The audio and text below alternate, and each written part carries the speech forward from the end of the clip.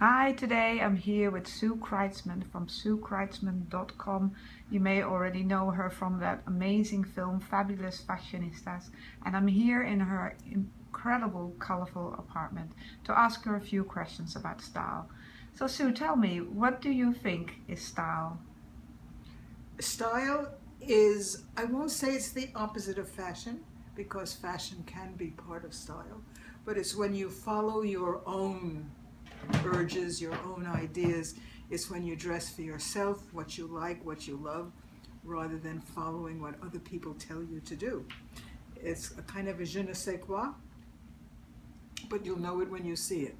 And everybody should have their own style. It's when you don't dress from the high street, you don't let somebody else tell you what to do, you have your own quirky way of dressing.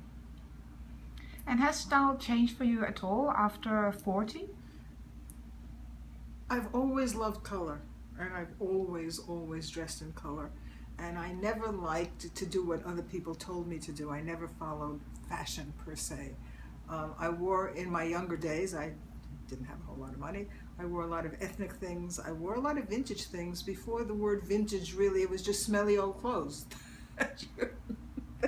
You would try to clean up and make something interesting out of. I always loved wild ethnic jewelry, and that's the way I dressed. When I was cooking on television, I had to exercise a certain amount, a modicum of elegance, and I did wear very bright colors, and usually one fascinating brooch, really interesting brooch. But as I got older, my life changed. I stopped being a cook, I stopped being a food writer, and I suddenly became an artist, and I just got wilder and wilder. And I make art, I collect art, I support artists, I mentor artists, and I have art all around me, made by me and the people I love. And when I leave my house to go out into the world, I cannot bear to leave the art behind. So I wrap myself in it. I dress in art. Some of it, now this is summer now, and I'm dressed for the summer. So I'm wearing a floaty top that I had made by somebody, and it's made out of sari fabric that I bought in my neighborhood in London. But when I get dressed when it's not quite so hot, I actually wear art on my back. It's art by my friends, art by me, and I sashay out into the world. I am a walking collage. Everything is unique, everything is one of a kind, everything is made by somebody I know and love. This necklace was made by me. It was assembled from Tatty Divine pieces. I work very closely with Tatty Divine, and some vintage pieces that came off broken jewelry. I wear big necklaces. I love big necklaces. Sometimes I feel like I'm wearing a whole ethnology department around my neck. I wear a lot of primitive stuff as well, tribal stuff. So it's all about art, always about art, and that is my style. Do you think, what would you say to other women that would want to incorporate a little bit more art into their style? Just do it. For heaven's sakes, do it. If you have a friend who's an artist, have them paint your clothes, or find vintage clothing, take it apart and put it back together again in a way that you like. Find weird things and make them into necklaces and put them around your neck. I have a friend who uses old shoelaces, and she finds vintage bits and pieces and things out of her childhood, and she strings them up and wears them around her neck, and they're absolutely fascinating. So once you put your mind to it, it's very easy to dress in art. You also told me that you started, really being an artist even after you turned 50. So can you tell me a little bit more about that, and how can other women embrace, their age and start new projects? Well, I find that new projects sort of come to you. I always say that I had a kind of an epiphany when I was in my mid-60s. I don't know what happened. The muse bit me in the bum.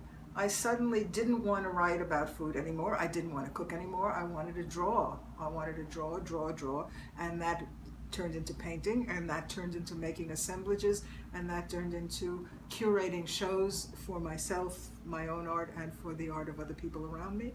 And it just sort of happened naturally and organically. So if you have something you've always wanted to do, or if you have hidden talents that you suspect could be made into something bigger and wonderful.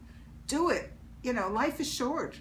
As long as you have your mind is working, your body, as we get older, the body gets, you know, there are problems. But as long as you can manage, do it. Don't put it off. There's something. Maybe you want to cook instead of doing whatever you want to do. I wanted to stop cooking. Maybe you want to write. If you think you can do it, have a go. Before it's too late. Do it. Just do it. Yeah, that's good advice. You told me that you are currently working on a book on wearable art. Do you want to tell us a little bit more about it and get us all excited? I'm all excited. I'm working on a big, fat, juicy coffee table art book about wearable art. It will be called Dare to Wear. Art clothing, which can be anything from very elegant and quite wearable but interesting to almost not wearable at all and extremely interesting. And I've got artists from all over the world working in all kinds of materials.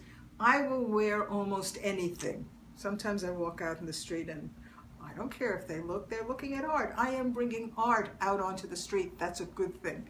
So once my book is done, it comes out in September of 2016, you will be able to bring art out into the street. I will be able to glorify all the artists, young and old, that I really believe in, who are making wonderful things to wear. Art and clothing do go together. Right. You'll see there are things you've never dreamt of in this book. Really exciting. I really look forward to it. Really exciting. Okay, well, thank you so much for your answering my questions. It was really interesting. I really look forward to seeing that book. You can find Sue at her website, Sue Kreitzman, and she also is on Instagram and Facebook.